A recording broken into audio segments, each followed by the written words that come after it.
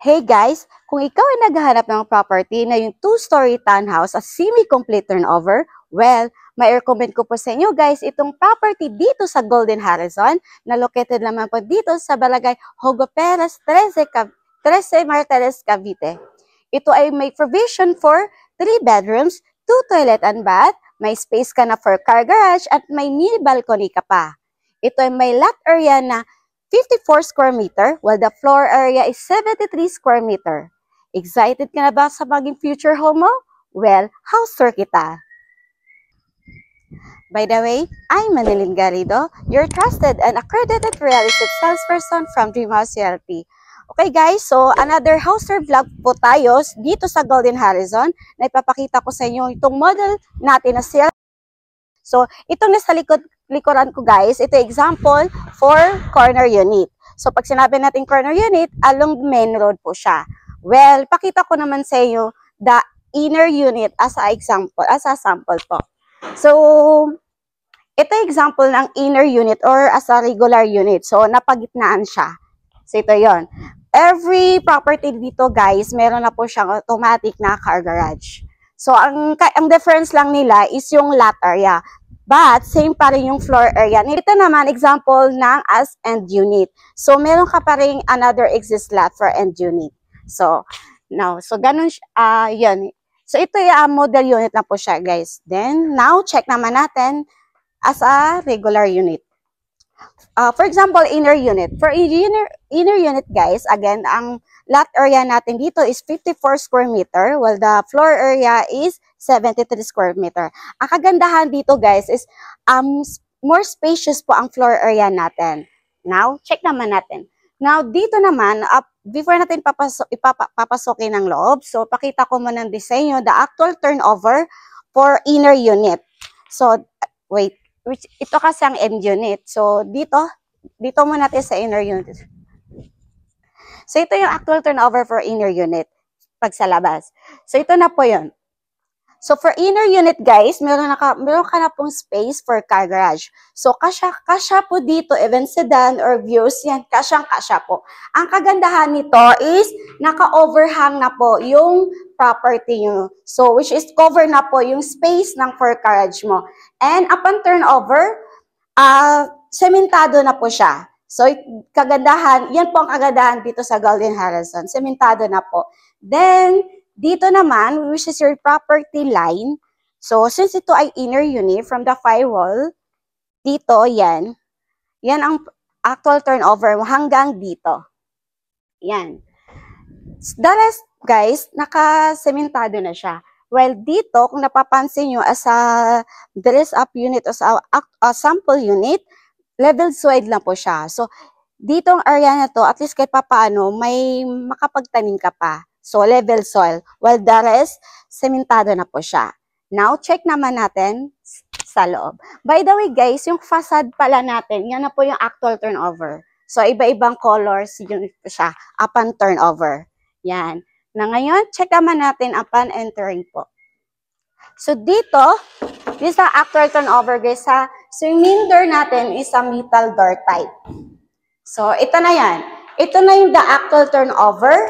So, semi-complete turnover to, guys. So, ang kagandahan dito, pag sinabi natin semi-complete turnover, partition na lang. Partition na lang ng kwartong kulang, but the rest, okay na po siya. So, as you can see, ang kagandahan kasi agad dito, more spacious. Imagine sa regular unit natin, as a floor area, meron na po tayo a total of 73 square meters. So, imagine, ganun po siya ka-spacious. So, again, yung floor natin dito is naka-tiles na po siya as a ceramic tiles. Size po niya is 60 by 60. So, bigger na po yung size ng tiles natin. Then, yung mga bintana natin dito, glass type na din po siya. So, ang kagandahan dito, yun, nakaka-absorb ng natural light. See? So, close ko muna siya. Yan. So, yan. Ito yung maging space mo, living area. Then, dito naman, yung space mo as a kitchen area. So, upon deliverable ng unit nyo, guys, meron na po siyang tiles. Then, of course, may stainless sink and faucet, and meron na rin po tayo another bintana dito as a glass window. And kayo na din mag-provide ng modular cabinet. Then, meron na tayo dito na another outlets. Then, dito guys, banda, since ito ay maging living area mo, so meron na rin po, naka-ready na po na dito as a provision for aircon. Then, may mga outlets na din po dito. Now, check naman natin the toilet and bath. The toilet and bath natin guys, so ito na din yon. So, ito na din the actual turnover. May tiles na po siya sa baba hanggang dito. Then, fully painted na po the rest. Kung napapansin nyo, open po yung sesame natin. So, cover nyo na lang po. Now, of course, complete na din po siya. May lavatory, may bowl with flush type, may shower head, tissue holder, and lagay ng sabon. And then another faucet na din po tayo dito. Dito naman guys, of course, meron na din another window as a awning type. Yan. PVC type, yung door type ng ano natin, toilet and bath. Now, check naman natin yung service area. Yun. Ito yung service area natin, guys. So, see? Very spacious po yung service area natin. Yan. Kung gusto nyo, cover nyo na lang po some part dito para kay papano, ma-secured nyo ang service area nyo. Since ito ay inner unit, so, yun. Pakita ko sa yung property line. So, property line natin dito, ganyan siya. Ito, pag inner unit dito, guys. Pero since ito ay may exist lot pa tayo, so this is example for end unit. Yan siya, for end unit. Ito pa. Yan. Yan pa example for end unit. Pag inner unit, hanggang dito lang siya. From firewall to firewall. Now, check naman natin sa loob. Okay, papasokin na naman, ay akit pa naman tayo papuntang second floor. So, ito yung hagdan natin guys, made of tubular type, combination of bakal, then yung footstep natin is may wood na po siya. Pero bakal pa rin siya, yung pinagpatungan.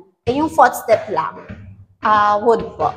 Now, dito naman, sa second floor guys, ang nagustuhan ko dito is open layout. See? Tingnan mo.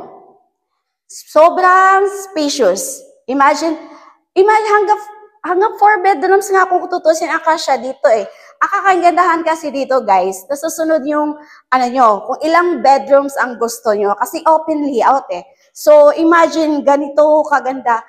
At nakapag, pa kayo, diba? So, gano'n pa siya ka-spacious. So, well, mamaya naman guys, papakita ko naman sa inyo, model dress-up unit. Now, check naman natin dito yung toilet and bath.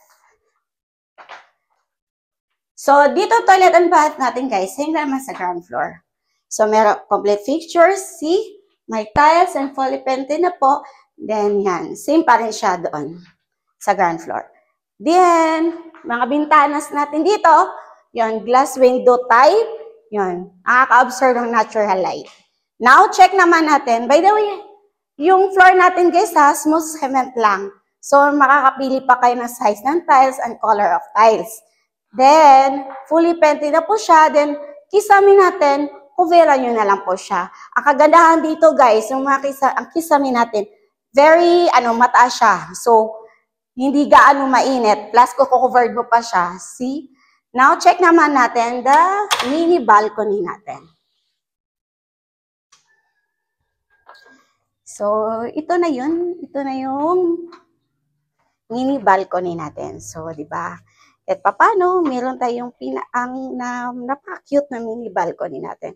If ever guys, kung gusto nyo medyo taasan pa, pwede man pa rin yun. Up and turnover ng unit nyo. Okay guys, naipakita ko na sa inyo the actual turnover. Now, ipakita ko naman sa inyo the model dress-up unit. Hey guys, naipakita ko po sa inyo kanina the actual turnover. Now, ipakita ko naman sa inyo the model dress-up unit. So, since ito ay model dress-up unit guys, so, meron na po siyang gate and bakod, but model dress-up lang to guys. Ha, ito yung hitsura pag meron na po siyang gate. Then dito, your car garage. So, same pa rin, wala namang pinagbago doon sa actual turnover natin. So, yun, kasya po sedan, SUV, yan.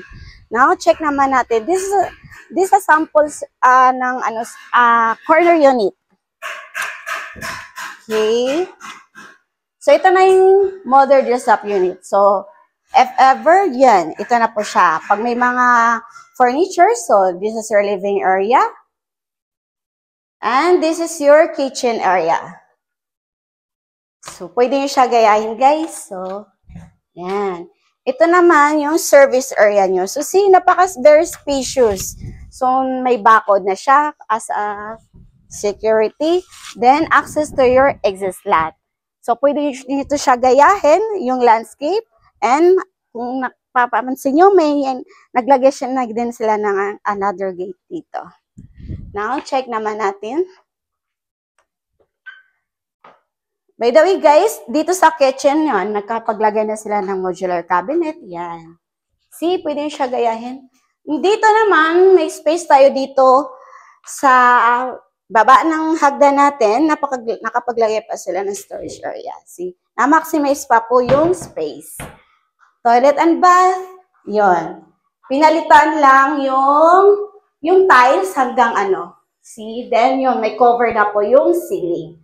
Then the rest, almost yung same lang po the actual turnover. Then dito tayo sa ground floor. So dito naman, fully kinovered nila yung hagdan. Yan, para at least may protection pag akyat baba. And dito po sa second floor, di ba guys, up to 3 bedrooms siya. But it's up to you kung ilang bedroom. Pero dito sa mother dress-up unit, 3 bedrooms. So ito, yun siya. Yan. Maybe this is your master bedroom, which is access to your toilet and bath.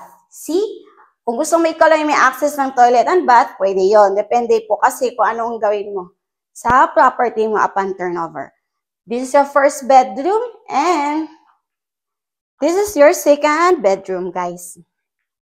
So, if may mga kids kayo, so yun. See? Napakaganda. Nakapaglagay pa sila ng double deck. Yan. Diba? Cabinet. Yan, pwede nyo siya gayahin. See? This is your third bedroom. Ang third bedroom natin, ang ginawa naman nila dito, yan. See? Siya lang yung may access going to mini balcony nyo. See? Yan. Yan.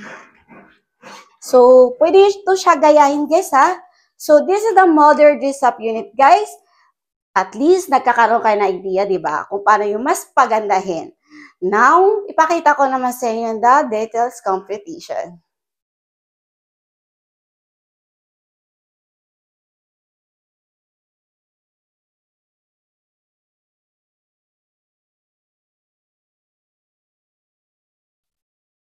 Naipakita ko na sa inyo the actual turnover, mother dress-up unit at the details competition, at sa palagay mo ito na yung maging future home mo, well, message mo na ako at asahin nyo from the site viewing, reservation, documentation, hanggang pagka-turnover ng unit nyo ay i-assist ko kayo.